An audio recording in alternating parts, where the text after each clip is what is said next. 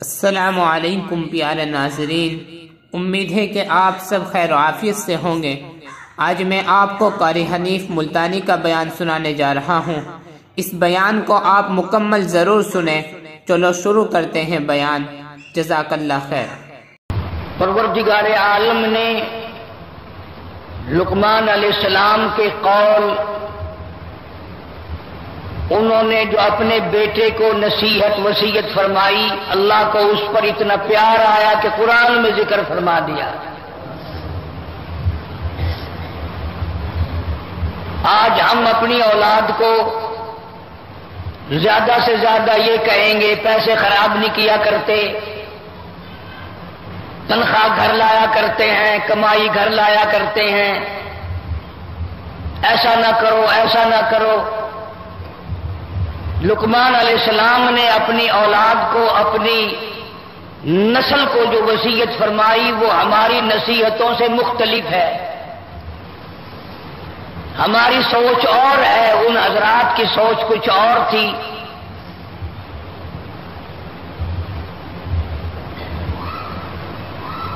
لقمان علیہ السلام نے سب سے پہلے وہی اہم بات کی جو سارا قرآن ہر جگہ کرتا چلا آ رہا ہے، اور ہر پیغمبر، ہر نبی، ہر رسول نے اپنی قوم کے سامنے وہی بات رکھی۔ کئی مرتبہ یہ سوچتا ہوں کہ کیا سارے نبیوں کا ایک ہی وظیفہ ہو گیا؟ سارے رسولوں، سارے نبیوں کی ایک ہی بات ہو گئی؟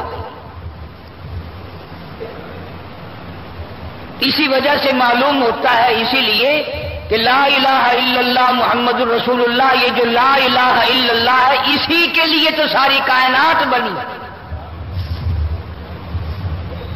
آدم علیہ السلام سے لے کر قیامت تک کا جو آخری انسان پیدا ہوگا، اللہ تعالیٰ نے ان سب کو لا الہ الا اللہ کے لیے ہی پیدا کیا۔ میری وحدانیت کا اعلان کرو، میری توحید کا اعلان کرو، میری ربوبیت کا اعلان کرو، مجھے خدا مانو اور لوگوں سے منواؤ۔ کتنے بڑے کمال کی بات ہے کہ جو پیدا کرنے والا وہی کہتا مجھے مانو تو صحیح۔ کتنی پیاری آنکھیں میں نے دی، زبان میں نے دی، لب میں نے دیے، چہرہ میں نے دیا، عقل میں نے دی، دل دماغ میں نے دیا، اور میری خدائی کو تو مانو۔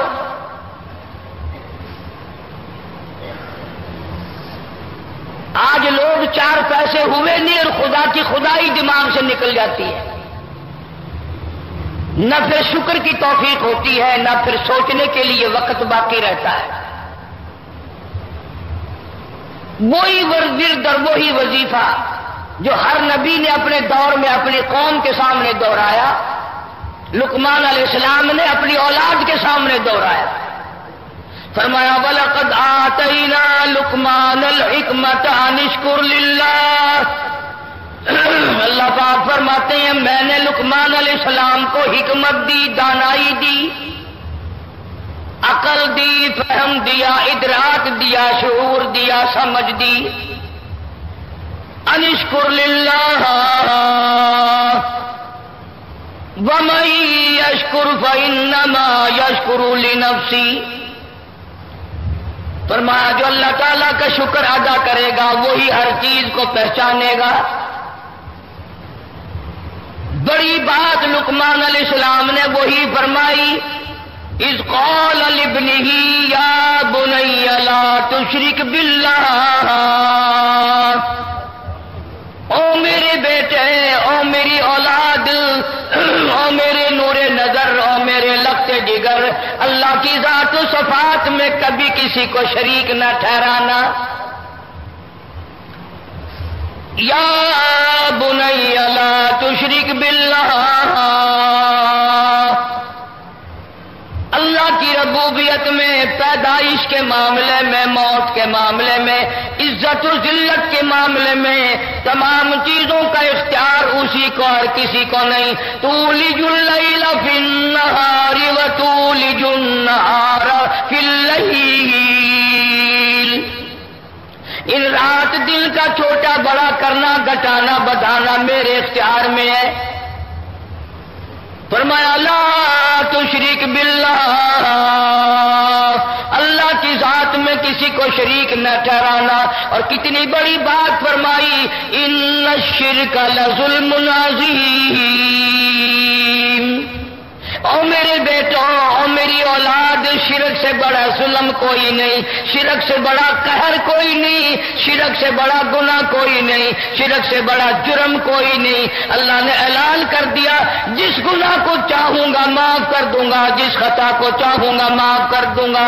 میں اگر چاہوں گا ریت کے ذرات سے زیادہ گناہ ہوں گے انہیں معاف کر دوں گا، میں چاہوں گا سمندر کے قطروں سے زیادہ گناہ ہوں گے ان کو معاف کر دوں گا، میں چاہوں گا درختوں کی پتوں سے زیادہ گناہ ہوں گے انہیں معاف کر دوں گا، میں چاہوں گا پہاڑ کے وزن سے زیادہ گناہ ہوں گے انہیں معاف کر دوں گا، میں چاہوں گا آسمان کے ستاروں سے زیادہ گناہ ہوں گے انہیں معاف کر دوں گا۔ اور میرے بندے یاد رکھو یہ بات، ان اللہ لا یغفر ان یشرک بہ ویغفر ما دون ذلک لمن یشاء۔ اور میرے بندوں میرا اعلان سنو، ہر گناہ کو چاہوں گا بخش دوں گا، لیکن یاد رکھو شرک کے لیے میرے پاس کوئی معافی نہیں۔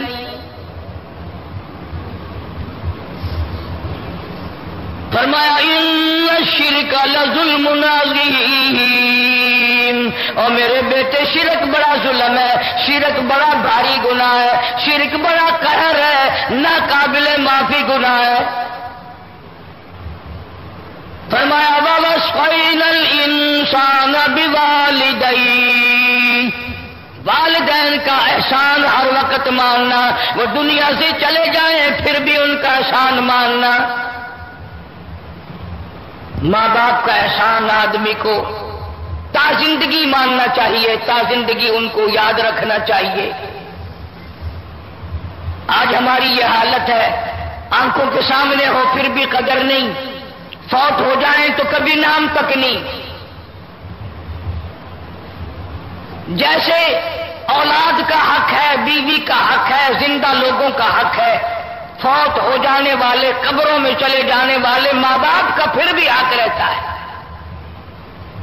ارشاد فرمایا مدنی کریم صلی اللہ تعالی علیہ وسلم نے، اچھا آدمی ہونے کی علامت یہ ہے، نیک آدمی کے ہونے کی علامت یہ ہے وہ اپنے ماں باپ کے لیے ہر وقت بخشش کی دعا مانگتا ہو۔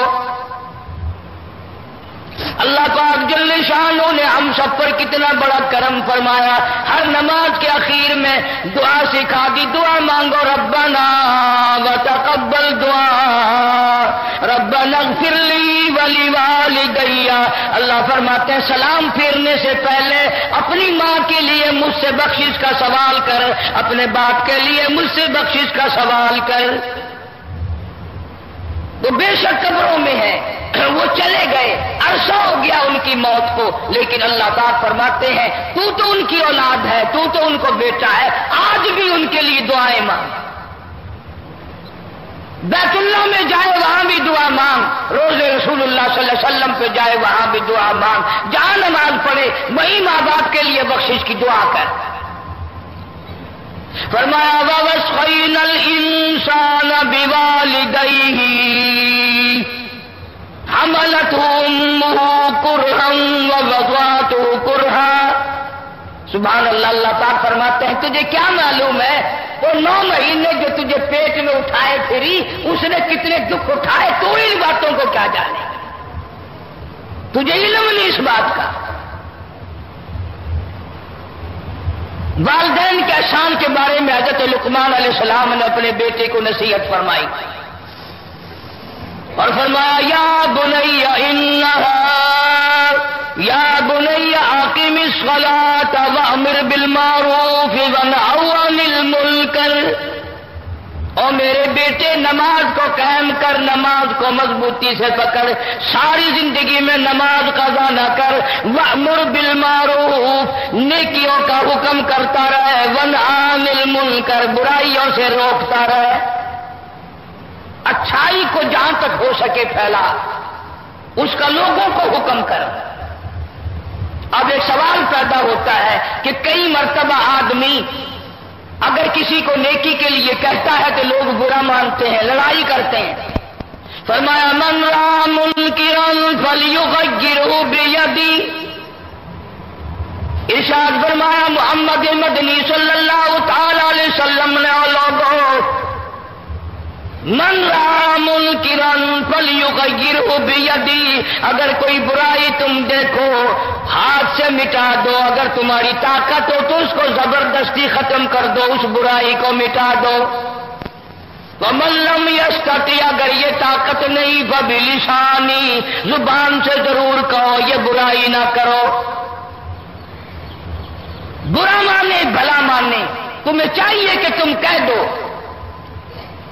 اور اگر تم ایسا نہ کرو گے تو جب خدا کا عذاب آئے گا، خدا کا جب قہر آئے گا، خدا بند کریم کی طرف سے جب غضب آئے گا تو اللہ پاک کا اعلان ہے پھر وہ برا نیکی کرنے والا بھی نہیں بچے گا، وہ بیچ میں آئے گا۔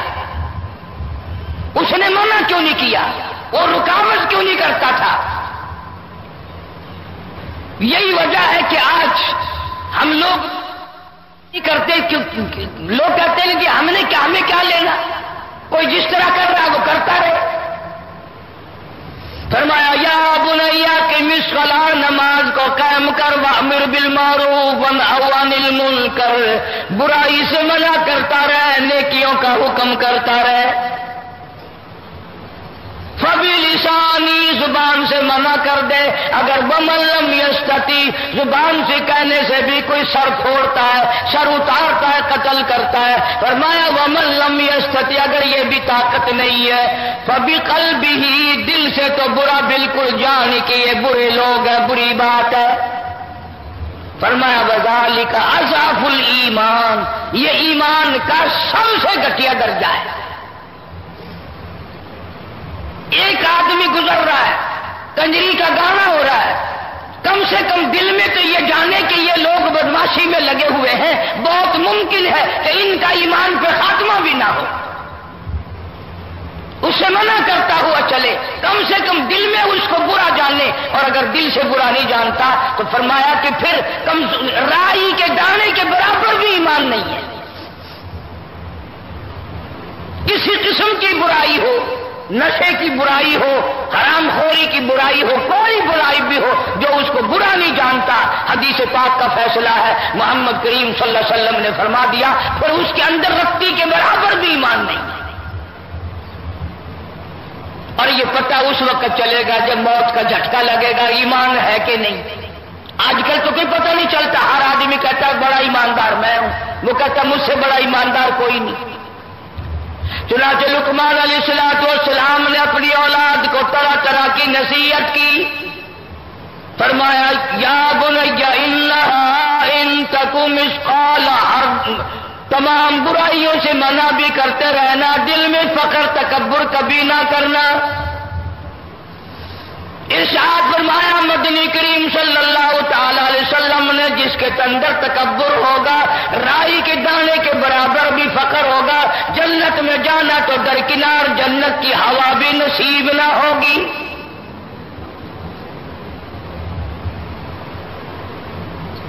حسن و جمال کا تکبر، دولت کا تکبر، اپنی عبادت کا تکبر، یہ ساری چیزیں اللہ کو ناپسند ہیں۔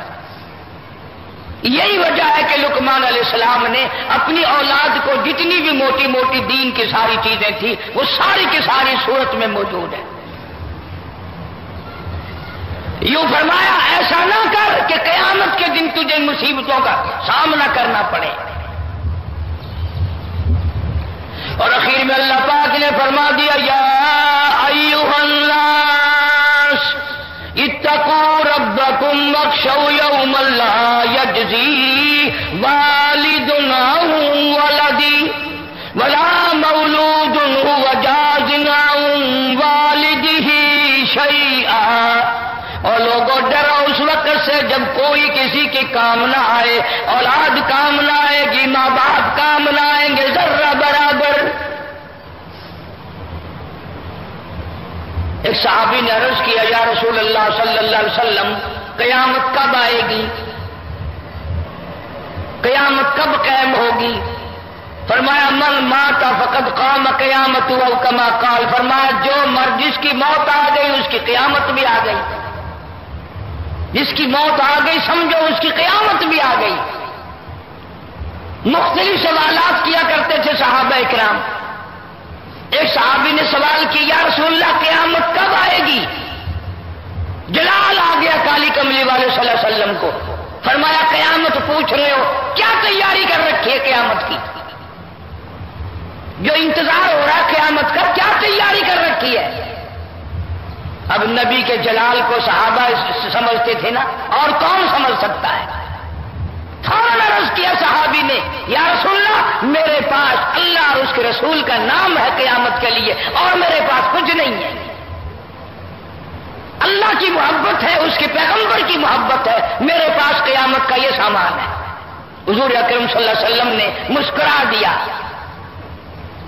کیا شاندار جواب دیا صحابی نے، ہم قیامت کا انتظار کر رہے ہیں مار کھانے کے لیے، صحابہ کرام انتظار کرتے ہیں قیامت کے دن اللہ سے ملاقات کرنے کے لیے۔ 5 چیزیں اللہ پاک نے سورت کے اخیر میں ذکر فرمائی کہ ان 5 چیزوں کا کسی کو پتہ نہیں، کوئی نہیں جانتا کہ ان 5 معاملات کے اندر کیا بنے گا اور کیا ہوگا۔ ساری سورت لقمان کا خلاصہ ان 5 آیتوں میں اخیر میں اللہ پاک جل شانہ نے دوہرا دیا۔ پوری سورت میں جو مضمون تھا وہ 5 آیتوں میں دوہرا دیا۔ علماء کرام نے لکھا ہے، غالباً امام مالک رحمت اللہ علیہ کے زمانے میں خلیفہ منصور ایک بادشاہ گزرا ہے، مسلمان بادشاہ تھا۔ اس کے دل میں یہ بڑی حسرت تھی، بڑی تمنا تھی، بڑی آرزو تھی کہ مجھے پتہ چل جائے موت میری کب آئے گی، کتنی عمر باقی ہے، کتنی میری زندگی باقی ہے۔ بادشاہ ہو کر اس کے دل میں یہ آرزو تھی، یہ حسرت تھی، یہ تمنا تھی کہ مجھے علم ہو جائے میری زندگی کتنی باقی ہے تاکہ میں زیادہ نیکیاں جمع کروں۔ تو ایک دن خواب دیکھا اور خواب میں ایک بڑا خوبصورت آدمی دیکھا۔ تو خلیفہ منصور نے پوچھا تو کون ہے؟ وہ کہنے لگا میں ملک الموت ہوں، اسرائیل ہوں علیہ السلام۔ انہوں نے کہا ٹھیک، تیرے سے تو بڑا لازمی کام ہے، مدت ہوگی تیرا انتظار کرتے کرتے، ایک کام پڑ گیا تجھ سے۔ پوچھا کیا کام ہے؟ کہ تو ہی تو موت کا جھٹکا لگائے گا، تو ہی تو ملک الموت ہے، ذرا بتا تو صحیح میری عمر کتنی باقی ہے، میری زندگی کتنی باقی ہے۔ حضرت اسرائیل علیہ السلام نے اس کو یوں 5 انگلیاں دکھا دی اور غائب ہو گئے۔ 5 انگلیاں دکھا دی۔ اب بادشاہ بڑا پریشان، بڑا حیران کہ 5 سے کیا مطلب؟ 5 گھنٹے مراد ہے، 5 دن مراد ہے، 5 مہینے مراد ہیں۔ صبح اٹھ کر کے لوگوں سے تعبیر پوچھنی شروع کی خواب کی کہ میں نے ایسے ایسے خواب دیکھا ہے، اس 5 کا کیا مطلب؟ آج کل کا زمانہ اگر ہوتا تو یوں کہہ دیتے لوگ اس سے مراد 5 تن پاک ہے، 5 تن سے جا کے پوچھ لے۔ لیکن وہ اور زمانہ تھا۔ خلیفہ منصور نے جو صبح ایک سے پوچھا، وہ بڑا کڑوے مزاج کا مولوی تھا، وہ کہنے لگا بس جی تیاری کرو، 5 گھنٹے رہ گئے۔ انہوں نے کہا یار تو نے تو بالکل ہی دم نکال دیا۔ پھر ایک اور سے پوچھا، اس نے کہا جی 5 دن باقی رہ گئے۔ پھر ایک اور سے پوچھا، اس نے کہا جی نہیں اتنا جلدی نہیں، بلکہ 5 مہینے مراد ہے، 5 مہینے آپ ٹھیک ٹھاک زندہ رہیں گے۔ پھر ایک اور سے پوچھا، اس نے کہا جی 5 سال آپ کہیں نہیں جاتے، 5 سال تک ٹھیک ٹھاک ہے آپ۔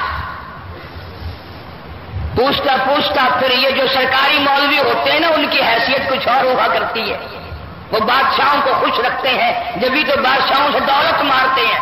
وہ کہنے لگا جی واہ واہ، کسی نے 5 گھنٹے کہے، کسی نے 5 مہینے کہے، 5 دن کہے، 5 سال کہے، اصل تعبیر تو میں بتاؤں گا، 500 سال آپ کہیں نہیں جاتے۔ جب تک ایسی بات نہ کرو بادشاہ خوش نہیں ہوتے نا، مطلب کی بات کرو تو ہر بڑا آدمی خوش ہوتا ہے۔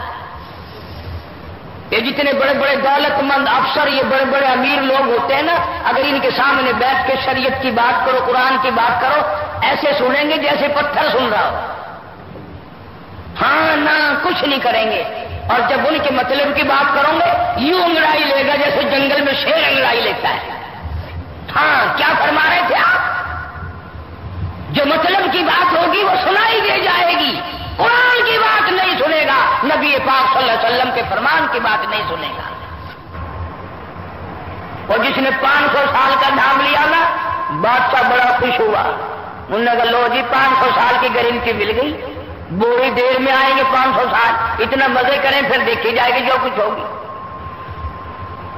نگر تسلی پھر بھی نہ ہوئی کہ یہ 500 سال کہنے والا کبھی پیسے لینے کے لیے نہ مار رہا ہوگا، تو سارا دولت کا چکر تو ہوتا ہے۔ وہ چلتے چلتے امام مالک رحمت اللہ علیہ کو بلا لیا اور بلا کے پوچھا کہ مجھے تو مولویوں نے مار دیا، جو کسی نے تو میری جان ہی نکال دی کہ 5 گھنٹے رہ گئے، خیر وہ گھنٹے تو گزر گئے، کسی نے 5 دن کا کہا میری جان نکلنے کو ہو رہی ہے، کسی نے 5 مہینے کا بتایا، کسی نے 5 سال کا بتایا، کسی نے 500 سال کا نام لے دیا۔ امام مالک رحمت اللہ علیہ فرمانے لگے سب کے سب نے جھوٹ بولا، 5 گھنٹے بھی مراد نہیں، 5 دن بھی مراد نہیں، 5 مہینے بھی مراد نہیں، 500 سال بھی نہیں، بلکہ اسرائیل علیہ السلام نے 5 انگلیاں تجھے دکھائی۔ اس کا یہ مطلب ہے سورۃ لقمان کی آخری 5 آیتوں کی طرف اشارہ کر دیا فرشتے نے کہ یہ تو نے وہ بات پوچھ لی جو 5 میں سے ایک ہے، ان 5 کا تو مجھے بھی کوئی علم نہیں۔ یہ تو نے وہ بات پوچھ لی، مجھے بھی علم نہیں۔ جب حکم ہوتا ہے فلاں کی جان نکال، میں اس وقت نکالتا ہوں، اس سے پہلے مجھے کوئی پتہ نہیں ہوتا کس کا وقت کب آئے گا۔ پھر بادشاہ کی سمجھ میں آئی بات کہ یہ ان 5 میں سے ایک ہے۔ فرمایا ان اللہ عنده علم الساعۃ، اللہ کی ذات جانتی ہے قیامت کب قائم ہوگی، کس وقت قائم ہوگی، کس سال میں قائم ہوگی۔ ان اللہ عنده علم الساعۃ، کوئی نہیں جانتا ٹھیک وقت، کسی کو معلوم نہیں، البتہ محمد عربی صلی اللہ تعالی علیہ وسلم نے نشانی بتلائی، جمعے کا دن ہوگا، محرم کی 10ویں تاریخ ہوگی۔ اس لیے اللہ والے ہر جمعرات کو زیادہ سے زیادہ عبادت کرتے ہیں، کئی صبح کو قیامت قائم نہ ہو جائے۔ ہر چیز میں اللہ پاک نے حکمت رکھی ہے، ہم تو نہیں جانتے۔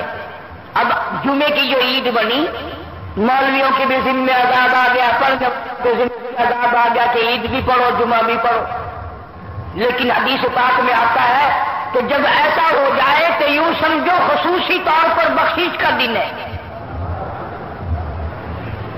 ایک تو عید کا دن، شکریہ کا دن، لیلۃ الجائزہ کا دن، اور دوسرے جمعے کا دن، 2 برکتیں جمع ہو گئی۔ حضور نے فرمایا جمعے کے دن ایک گھڑی ایسی آتی ہے جو دعا کرو وہی منظور ہوتی ہے۔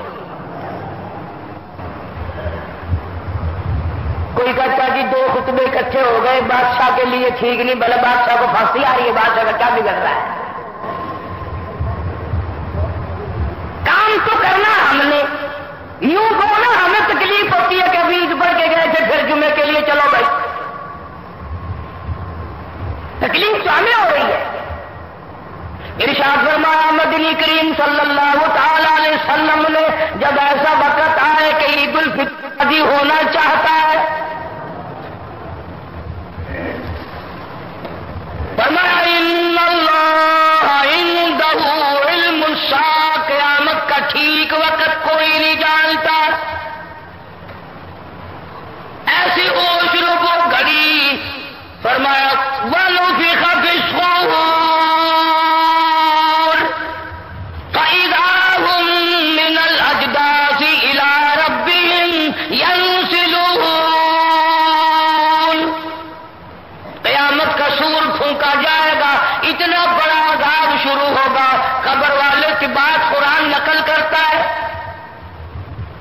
سورۃ یاسین کا ترجمہ بھی کبھی دیکھ من باسنا من مرقدنا، او میرے اللہ ہم قبر عذاب قبر کو نیند سے تعبیر کرتا ہے.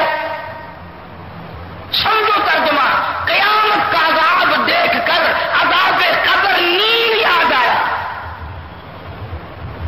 قبر کا وہ عذاب جس کے بارے میں حضور اکرم صلی اللہ علیہ وسلم نے فرمایا تمہیں قبر کا عذاب دکھا دو تم مردوں کو دفن کرنا چھوڑ دو گے.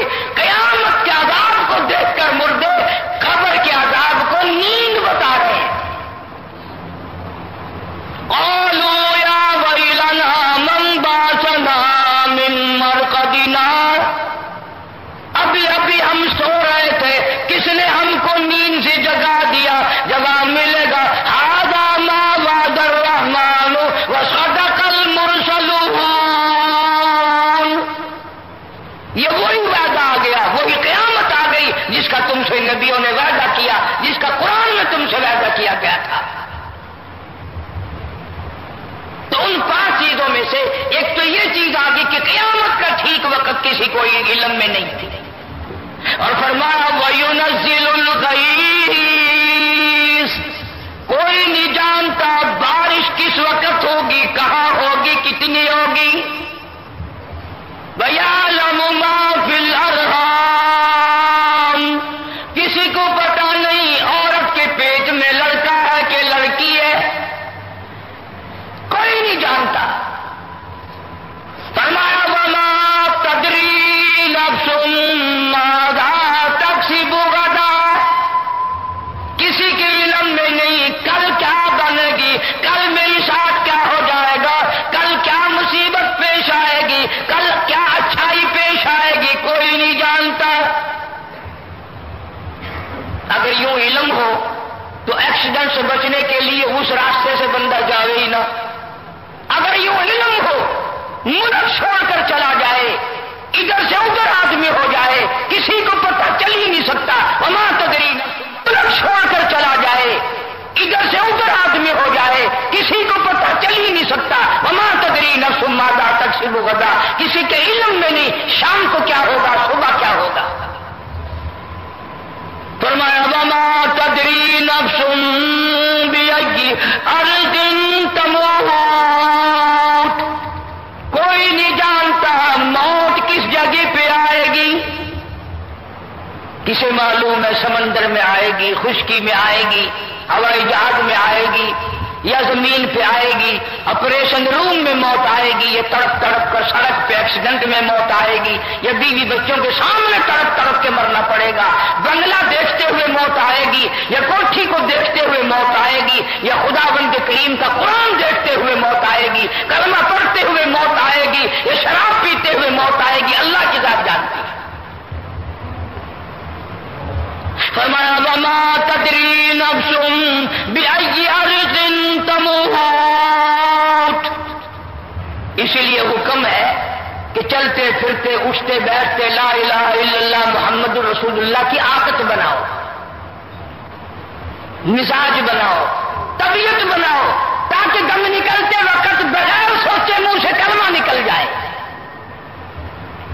جو فرمایا من قال لا الہ الا اللہ دخل الجنہ او کما قال النبی صلی اللہ علیہ وسلم. حضور نے فرمایا جس آدمی کا آخری لفظ دنیا میں لا الہ الا اللہ محمد رسول اللہ ہو، حضور فرماتے میں ضامن ہوں وہ جنت میں جائے گا.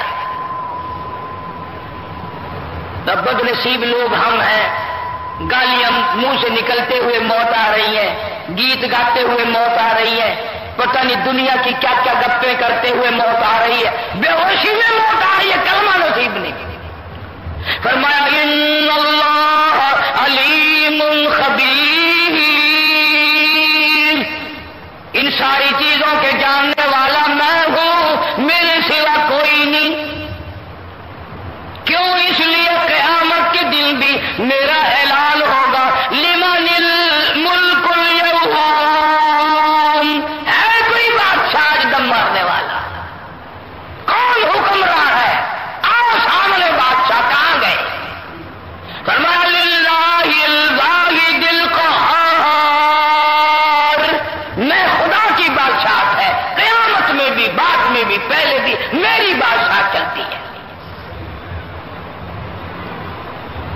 کریم کی ہر آیت میں ہزاروں حکمتیں ہیں، ہزاروں مسئلے ہیں، ہزاروں اللہ پاک نے اس میں اسرار رکھے ہیں، ہم سمجھنے کی کوشش نہیں کرتے۔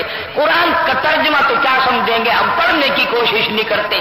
رمضان المبارک میں جن حافظوں نے قرآن سنایا، سنا، پڑھا، دور کیا، عید کے بعد منزل کی چھٹی کر جاتے ہیں، قرآن دیکھنا نصیب نہیں ہوتا سارے سال۔ یہ بھی اللہ کا عذاب ہے، بڑا بد نصیب ہے وہ آدمی کہ جب موت آئے تو قرآن چھوڑ کر مرے، جب موت آئے تو وہ قرآن والا بن کے نہ مرے۔ فرمایا وَمَنْ أَعْرَضَ عَنْ ذِكْرِي فَإِنَّ لَهُ مَعِيشَةً ضَنكًا، جس نے قرآن پڑھ کر بھلا دیا، جس نے قرآن پڑھ کر قرآن کو چھوڑ دیا، اللہ کہتا فَإِنَّ لَهُ مَعِيشَةً ضَنكًا، میں اس کی دنیائی زندگی کو تلخ بنا دوں گا، دنیا کی زندگی کڑوی ہو جائے گی، دنیا میں کوئی مزہ نہیں آئے گا۔ اور قیامت کے دن میں کے بارے میں فرمایا معیشۃ ضنکا ونحشرہ یوم القیامۃ اعمیٰ، قیامت کے دن ہم ایسے آدمی کو اندھا کر کے اٹھائیں گے۔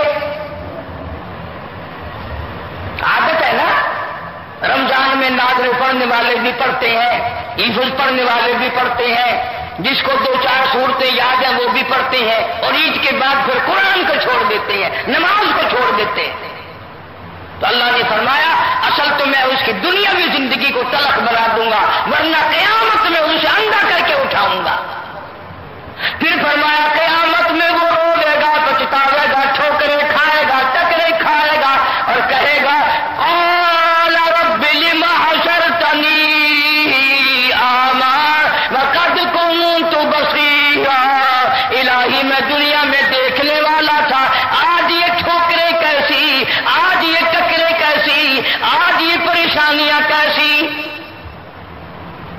آواز آئے گی قال كذلك اتتك آیاتنا فنسیتها، تجھے یاد ہوگا میرا قرآن تیرے پاس آیا، میرا قرآن تیرے گھر میں رکھا رہا، میرا قرآن تیری چارپائی کے پاس تھا، میرا قرآن تیرے کمرے میں تھا، فنسیتها، تو نے میرے قرآن کو بھلایا، میرے قرآن کو ٹھکرایا، وکذالک اليوم تنسیٰ، آج میں نے تجھے بھلا دیا۔ اس وقت تو نے میرے قرآن کی پرواہ نہ کی، آج مجھے تیری پرواہ نہیں۔ اس لیے جتنا ہو سکے ایک پائیا کیوں نہ ہو، ایک رکو کیوں نہ ہو، جو قرآن نہ کرے یہی پڑھنا جانتا ہے وہ قرآن کا دیدار روزانہ کیا کرے۔ حدیث پاک میں ارشاد ہے، حضور اکرم صلی اللہ علیہ وسلم نے فرمایا جیسے زمین والوں کو چاند سورج نظر آتے ہیں، آسمان والوں کو وہ گھر وہ جگہ جہاں قرآن کی تلاوت کی جاتی ہے یوں ہی نظر آتے ہیں جیسے آسمان زمین والوں کو سورج چاند نظر آتے ہیں، آسمان والوں کو وہ گھر چاند سورج کی طرح نظر آتا ہے۔ عورتوں کی عادت بھی یہی بن گئی کہ رمضان آیا تو ذرا اچھی تلاوت کر لی، اور عید گئی تو پھر قرآن کی بھی چھٹی، تو لہذا قرآن کو چھوڑنے والے ہو کے نہ مرو، بے نماز بن کے نہ مرو۔ مسلمانوں کی عادت ہوگی بے نماز بن کے مرنا، بیماری آئی نہیں 8 دن پہلے بے نماز ہو جائے گا، مہینہ پہلے بے نماز بن جائے گا، 1 دن پہلے لازمی بے نماز ہو کے مرے گا۔ اور خاتمے کا اعتبار ہے، ساری زندگی کی نیکیاں ختم ہو جاتی ہیں اگر مرتے وقت آدمی نماز کو چھوڑ کے مر جائے۔ مولانا محمد یوسف صاحب سب کا جو رحمت اللہ علیہ تبلیغی جماعت کے امیر، شیخ الحدیث مولانا محمد زکریا صاحب رحمت اللہ علیہ کے داماد تھے۔ شیخ الحدیث صاحب نے خود لکھا ہے کہ میری بیٹی تھی اور مولانا محمد یوسف صاحب رحمت اللہ علیہ کی گھر والی تھی، اتنی بیمار لیٹے لیٹے سر کے اشارے سے نماز پڑھ رہی تھی، رکوع کا اشارہ کیا تو زندہ تھی، تھوڑا سا زیادہ اشارہ سجدے کا کیا اسی میں جان نکل گئی، سجدے کے اشارے میں جان نکل گئی، سجدے کے اشارے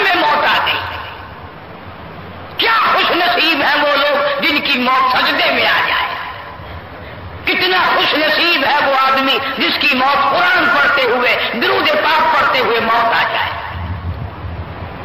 جب یہ فکر ہوگا، جب یہ طبیعت میں لگن ہوگی تو استغفار کی عادت ڈالو، درود پاک کی عادت ڈالو، کلمہ طیبہ کا ورد کرو، چلتے پھرتے اٹھتے بیٹھتے۔ ایک تو نیکیاں بڑھیں گی، اعمال بڑھیں گے، اور ایک مرتے وقت کلمہ نصیب ہو جائے گا۔ اللہ تعالی ہم سب کو آخری وقت میں کامیاب فرمائے اور ایمان کے ساتھ ہم سب کا خاتمہ بالخیر فرمائے۔ وآخر دعوانا ان الحمدللہ رب العالمین۔